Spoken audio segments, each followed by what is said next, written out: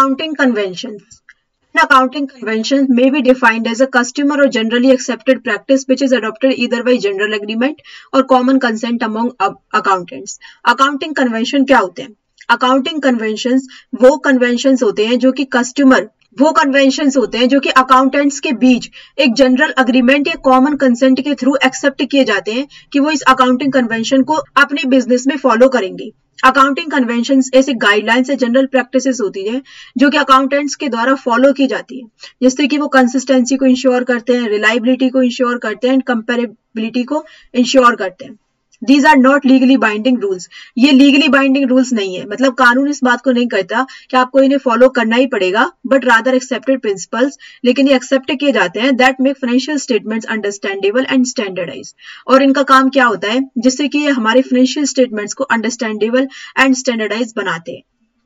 तो अब हम बात करते हैं कि जो हमने अकाउंटिंग प्रिंसिपल्स या अकाउंटिंग कॉन्सेप्ट्स पढ़े थे और जो अकाउंटिंग कन्वेंशंस हैं, इनमें क्या क्या डिफरेंस होता है। सबसे पहले legal position. Accounting concepts have legal acceptance. Accounting concept को लीगली एक्सेप्ट किया गया है। अकाउंटिंग कन्वेंशंस और गाइडलाइंस बेस्ड अपॉन कस्टम और यूजेज और जनरल एग्रीमेंट। लेकिन जो अकाउंटिंग कन्वेंशंस है, ये अकाउंटेंट्स के द्वारा खुद से बनाई गई है, उनके जनरल एग्रीमेंट के द्वारा ये फॉलो की जाती है, लेकिन ये लीगली एक्सेप्टेंस नहीं है। Next is recording versus financial statements. Accounting concepts are the basic assumptions on the basis of with which transaction are recorded and accounts are maintained। जो अकाउंटिंग कॉन्सेप्ट है वो बेसिक assumptions होते हैं जिनके basis पर transactions को record किया जाता है और अकाउंट को मेंटेन किया जाता है। लेकिन जो अकाउंटिंग कन्वेंशंस होते हैं are followed in preparing the profit and loss account and balance sheet. लेकिन अकाउंटिंग कन्वेंशंस को उस वक्त फॉलो किया जाता है जिस वक्त हम प्रॉफिट एंड लॉस अकाउंट के बैलेंस शीट को प्रिपेयर करेंगे। Significance. These are the uniform set of rules usually followed in recording the transactions। ये यूनिफॉर्म सेट ऑफ रूल्स होते हैं जो कि ट्रांजेक्शन्स को रिकॉर्ड करते टाइम यूजुअली फॉलो किए जाते हैं। These are not so important as accounting concept। ये अकाउंटिंग कंसेप्ट की तरह अकाउंटिंग कन्वेंशंस इंपॉर्टेंट नहीं होती है। Role of personal. There is no role of personal judgment or individual bias in following the accounting concept। यहाँ पर personal judgement या individual biasness की कोई जरूरत नहीं पड़ती। पर्सनल जजमेंट में play a crucial role in the adoption of accounting convention. जब हम अकाउंटिंग कन्वेंशंस को फॉलो करते हैं उस वक्त पर पर्सनल जजमेंट बहुत ही क्रूशियल रोल को प्ले करते हैं। Uniform adoption. There is uniform adoption of accounting concept in different enterprises. जितनी भी अलग अलग एंटरप्राइजेस हैं उन सब में यूनिफॉर्म एक रूपता होती है उनको अडॉप्ट करते टाइम, लेकिन अकाउंटिंग कन्वेंशंस को अडॉप्ट करते टाइम किसी भी प्रकार की एक रूपता वेरियस एंटरप्राइजेस के बीच में नहीं होती है। नेक्स्ट हम बात करते हैं कि अकाउंटिंग कन्वेंशंस है कौन कौन से। सबसे पहला कन्वेंशन है ऑफ फुल डिस्क्लोजर। ये कन्वेंशन क्या कहता है, this convention requires that all significant information relating to the economic affairs of the enterprise should be completely disclosed. जो अकाउंटिंग कन्वेंशन है फुल डिस्क्लोजर का, ये कहता है कि जितनी भी जरूरी इकोनॉमिक अफेयर्स से रिलेटेड जितनी भी सिग्निफिकेंट इन्फॉर्मेशन है एंटरप्राइज में उसको कंप्लीटली डिस्क्लोज कर देना चाहिए, हमें कुछ भी नहीं छुपाना है उसमें।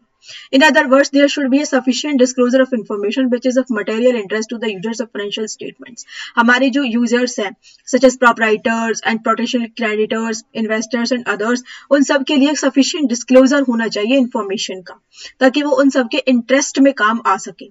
This principle requires that all material facts, figure and information related to the financial transactions and events be disclosed in the financial statement। ये प्रिंसिपल कहता है कि जितने भी मटेरियल फैक्ट है, फिगर है, इंफॉर्मेशन है, सब कुछ फाइनेंशियल ट्रांजैक्शन से रिलेटेड सारी इंफॉर्मेशन हमें डिस्क्लोज कर देनी चाहिए फाइनेंशियल स्टेटमेंट्स में। For example contingent liabilities. A claim of very big sum pending in a court of law against the enterprise should be brought to the notice of the users of the financial statements, otherwise the statement would be misleading। तो contingent liabilities होती क्या है?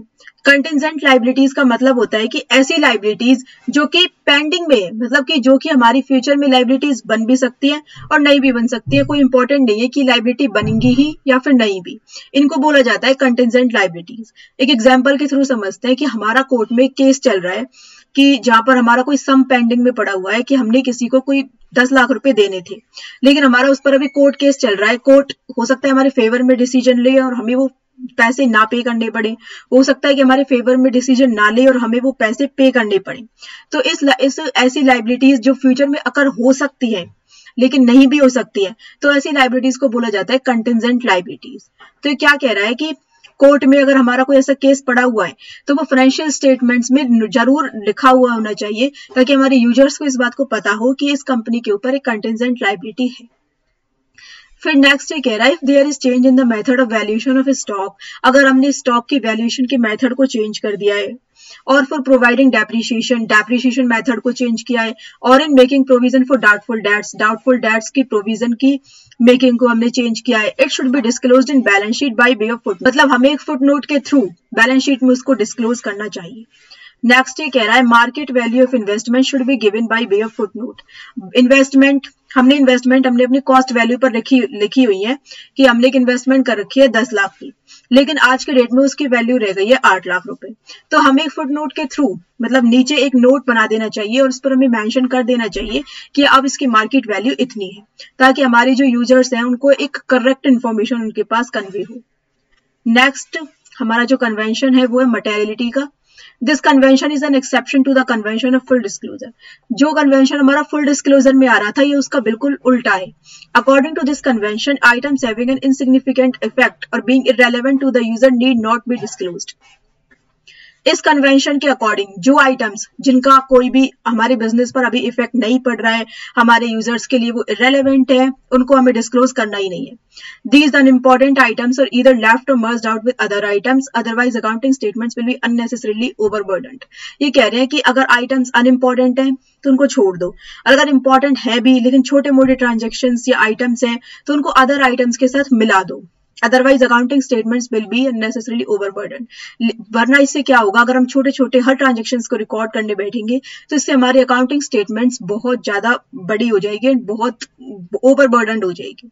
एक example दिया हुआ है, if a company buys a stationery item worth ₹100, it will be made an asset, it will not be made an asset, it will be directly written off in expenses because it is small and insignificant।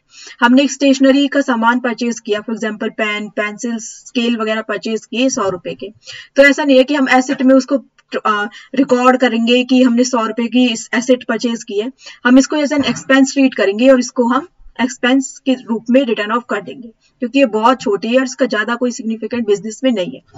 But if the company buys a large machinery, it will be shown as an important asset. लेकिन अगर company ने कोई large machinery purchase की है तो इसको as an asset इसको show किया जाएगा। दस द अकाउंटेंट शुड जज the importance of each transaction to determine its materiality. तो अकाउंटेंट्स जो है उनको हर आइटम्स को जज करना चाहिए कि ये बिजनेस के लिए सिग्निफिकेंट है या इनसिग्निफिकेंट है, उसके बेसिस पर इसकी मटेरियलिटी को डिटरमाइन करके ही इसको बिजनेस में रिकॉर्ड करना चाहिए। Convention of conservatism. According to this convention, all anticipated losses should be recorded in the books of accounts, but all anticipated or unrealized gains should be ignored. In other words, conservatism is the policy of playing safe. इस convention के according जितने भी हमारे anticipated losses हैं हमें उनको record कर देना चाहिए, लेकिन ऑल एंटिसिपेटेड अनरियलाइज्ड गेन्स हैं हमें उनको रिकॉर्ड नहीं करना चाहिए। ये क्या कह रहे हैं कि हम मान के चल रहे हैं कि हमारा एक लॉस होने वाला है या एंटिसिपेटेड लॉस है, तो हम बिजनेस में रिकॉर्ड कर दें कि हमारी लॉस हुआ है, लेकिन अगर हमारा कोई अनरियलाइज्ड गेन है, कोई भी जो गेन हमें किसी और चीज के थ्रू हुआ है उसको हमें इग्नोर कर देना चाहिए। Conservatism is the policy of playing safe, ताकि हम सेफ प्ले कर सकें। अगर हम लॉसेस को रिकॉर्ड करते जा रहे हैं और प्रॉफिट्स को हम छोड़ते जा रहे हैं, उनको हम रिकॉर्ड नहीं कर रहे, तो इससे क्या होगा, हमारे बिजनेस के जो प्रॉफिट्स हैं वो कम हो जाएंगे। बिजनेस के प्रॉफिट्स कम होंगे तो इससे हमें शेयर होल्डर्स को कम अमाउंट डिस्ट्रीब्यूट करना होगा, जिससे कि बिजनेस इमरजेंसी फंड्स या फिर और फंड्स क्रिएट कर पाएगी। तो ये एक पॉलिसी होती है जिससे कि बिजनेस सेफ प्ले करने के लिए यूज करती है। Provision is made for all known liabilities and losses even though the amount can not be determined with certain. तो बिजनेस ने क्या किया, कंपनी ने जितनी भी लाइबिलिटीज या लॉसेस थे जो कंपनी को लगा कि ये हमारी लाइबिलिटी है और ये पे ऑफ नहीं हो पाएगी, उन सब के लिए एक प्रोविजन बना दिया, लॉसेस के लिए एक प्रोविजन बना दिया, जबकि बिजनेस को नहीं पता कि उससे बिजनेस को कितनी लॉसेस होंगी या कितनी लाइबिलिटीज होंगी। Likewise when there are different alternatives for recording a transaction, the one having least favourable immediate effect on profits capital should be adopted. जैसे कि जब हम एक ट्रांजैक्शन को रिकॉर्ड कर रहे हैं तो जिसका असर हमारे प्रॉफिट्स पर सबसे कम पड़ेगा या जिससे कि जिस मेथड के थ्रू हमारे प्रॉफिट्स बढ़ेंगे उस मेथड को हम यूज नहीं करेंगे। जिस मेथड के थ्रू हमारे प्रॉफिट्स पर जिसका लीस्ट इफेक्ट पड़ेगा हम उसको यूज करेंगे। इसके एक एग्जांपल्स दे रखे हैं। Closing stock is valued at cost price और realisable value whichever is less. जब हम अपनी क्लोजिंग स्टॉक को रिकॉर्ड करेंगे तो हमारा कॉस्ट प्राइस और रियलाइजेबल वैल्यू इन दोनों में से जो भी कम होगी उस पर इसे रिकॉर्ड किया जाएगा कि हमारे पास एसेट तो कम है।